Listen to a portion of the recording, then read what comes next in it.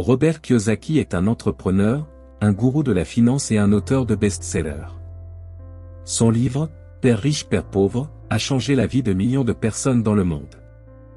Il estime que chacun devrait avoir plusieurs sources de revenus et investir dans des actifs qui génèrent des revenus passifs. Il encourage les gens à prendre des risques, à ne jamais cesser d'apprendre et de se développer, et à prendre le contrôle de leurs finances. Grâce à ses livres, ses entreprises et ses conférences, il a aidé d'innombrables personnes à trouver la liberté financière et le succès. Ainsi, Robert Kiyosaki est certainement quelqu'un que vous devriez écouter et entendre, car son opinion est que chacun d'entre nous est une personne pauvre. Il y a toujours une personne pauvre en moi, et je vais toujours au supermarché et je dis, « Oh, ce parfum est en promotion. » Ou Colgate est en solde. Il y a aussi une personne de la classe moyenne, et les personnes de la classe moyenne veulent la sécurité. Ils veulent cette stabilité. Et il y a une personne riche, et elles sont toutes en nous, sauf qu'on ne nous apprend pas à aller à l'école, à trouver un emploi et à recevoir un salaire. On ne vous apprend pas à devenir riche si vous êtes un rouge, un père riche, un père pauvre. Mon père riche a refusé de me payer. Il disait que le chèque de paie était l'une des choses les plus nuisibles que vous pouviez prendre dans votre vie.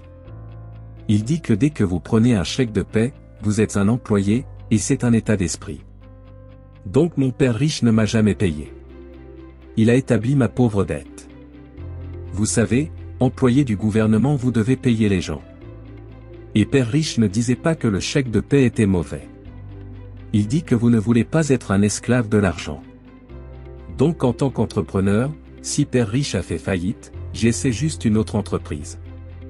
Je n'ai pas besoin d'un chèque de paie, je n'ai pas besoin que quelqu'un m'emploie. C'est vrai. Si mon gouvernement ne m'aime pas, je vais dans un autre pays parce qu'ils ont besoin d'entrepreneurs. L'entrepreneur, c'est vraiment l'état d'esprit, les compétences et les différentes règles. Vous voyez. Les petites entreprises ne fonctionnent pas selon les mêmes règles que les grandes entreprises. Pensez-vous que la direction que prend l'Amérique en ce moment conduit certains des entrepreneurs à s'exporter? Vous ne pouvez pas chasser un vrai entrepreneur.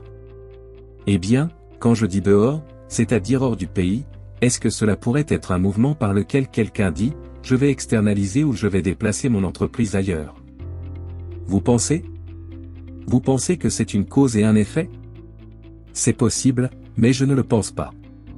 Je pense qu'ils sont juste nuls. Regardez, vous savez, s'ils rendent les règlements vraiment difficiles et que vous abandonnez, alors vous ne pouvez pas être un entrepreneur. Les entrepreneurs ont une chose en commun. Ils persévèrent. Ils changent les règles, ils réinventent les règles. Vous savez, ils ne se contentent pas d'une seule réponse. Donc un vrai entrepreneur, ça ne fait aucune différence peu importe le pays où vous êtes. Tu sais, j'ai un ami qui est un mec riche de plusieurs familles de France et il a commencé à acheter des vignobles à Napa et Sonoma. Alors il est retourné au gouvernement français et a dit que c'était son vin. Il dit, je veux expédier mon vin en vrac en Californie. Et le gouvernement dit, vous ne pouvez pas le faire. Alors quoi, c'est le gouvernement français qui dit que vous ne pouvez pas expédier. Et il dit, ok, je ne peux pas l'expédier en tonneau. Il dit je vais l'expédier en bouteille. Alors il a mis tous ses produits en bouteille. Ça lui a coûté plus d'argent, mais il a quand même trouvé comment le faire. Et il a pu mixer son vin français à celui de la Californie et a obtenu un vin encore de meilleure qualité. Il est retourné voir le gouvernement français et a dit, essayez ça, voyez si ce n'est pas mieux. Et maintenant ils sont tout confus parce qu'il n'a enfreint aucune règle. Donc je vais le répéter, a-t-il dit. L'entrepreneur est d'abord un état d'esprit. Un ensemble de compétences, de règles et de rôles. Les rôles sont pareils, mais les mentalités sont différentes. Les compétences sont différentes. Donc ce que vous dites c'est que l'éducation, les mentalités peuvent être enseignées.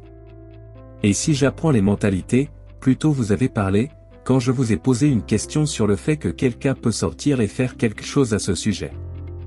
Il doit y avoir du désir. Mais si je nourris mon esprit, si j'ai du désir, si j'ai la possibilité de réussir en tant qu'entrepreneur, du désir et de l'ambition. Bien sûr. C'est ce qu'il faut. C'est pourquoi je dis que tout le monde peut ouvrir un stand de limonade, mais très peu peuvent le faire tourner. Alors, dernière question et on va conclure sur ce livre. C'est quand vous parliez de l'Amérique qui va s'effondrer. Super. Je vous ai posé une question. J'ai dit, quel est selon vous l'un des plus grands défis que nous devons relever? Et vous avez mentionné la volonté. Pouvez-vous développer un peu cette volonté et ce que vous entendez par là? Oui. On l'appelle aussi l'esprit d'entreprise. Mais ce dont on parlait en fait, c'est qu'il n'y a pas de mauvaise volonté. Vous savez, il y a l'économie externe, vous et moi, on a tous une économie externe, mais on a aussi une économie interne. Et la volonté est de changer notre économie interne. Donc pour moi, je peux voir le bon et le mauvais. Je m'en fiche un peu parce que je serai riche de toute façon. Mais une personne pauvre avec une économie personnelle pauvre, tout ce qu'elle va voir c'est une mauvaise économie parce qu'elle ne sait pas comment faire. Dans n'importe quelle économie et une personne de la classe moyenne, ils ont une économie de classe moyenne. Ils veulent une belle maison, un salaire régulier, le travail et la voiture. Et donc quand vous leur enlevez leur emploi, pour eux, c'est un désastre. Comme un entrepreneur n'a pas de travail de toute façon, ce n'est pas grave. Donc tout ce que je dis aux gens, et c'est ce que Bucky Fuller m'a appris, c'est qu'il faut toujours avoir deux côtés. Donc si vous pensez que l'économie est mauvaise, c'est parce que votre économie l'est. Si tu penses que l'emploi stable est important, alors tu verras une économie sans emploi, ton économie contre l'économie extérieure. Celle que vous contrôlez contre celle que vous ne pouvez pas contrôler. Je peux contrôler. Ouais. Ça s'appelle une concentration interne. Contre une concentration externe.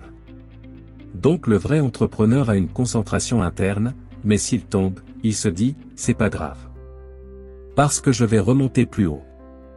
Vous savez, la personne moyenne quand il va tomber il va croire qu'il n'y a plus rien à faire et que c'est sans issue.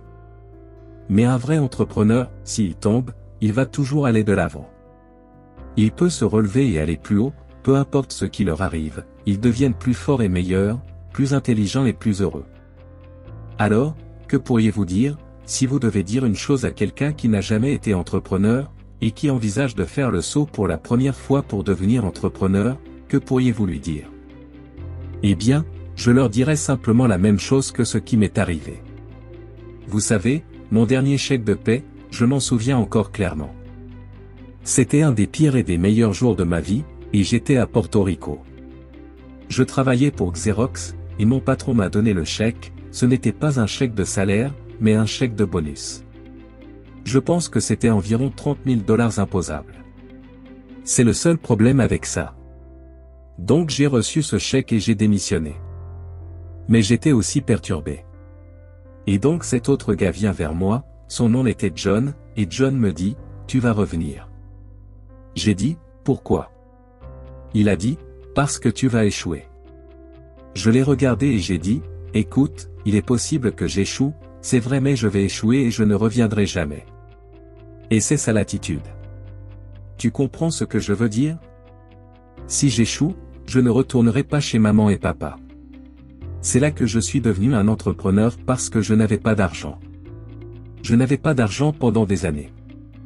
Vous savez, je n'avais pas de salaire, mais c'est ce que mon père riche m'a encouragé à faire. Quand vous n'avez pas de salaire, vous devenez plus affamé, plus intelligent, et c'est le test de votre caractère. Deviendras-tu un escroc? Allez-vous devenir malhonnête? Allez-vous tricher et voler, ou allez-vous devenir un meilleur être humain? L'avantage de devenir entrepreneur, c'est qu'on découvre vraiment qui on est quand on n'a rien. Et c'est pourquoi mon père riche ne m'a jamais donné de salaire. Il dit que dès que tu prends ce chèque, tu es un employé. Tu dois être plus fort que ça. C'est une question de contrôle interne. Ces paroles inspirantes ont motivé d'innombrables personnes à agir et à se créer un avenir financier sûr. Robert Kiyosaki est une source d'inspiration pour des millions de personnes dans le monde, leur permettant de prendre le contrôle de leurs finances et de créer la vie qu'ils méritent.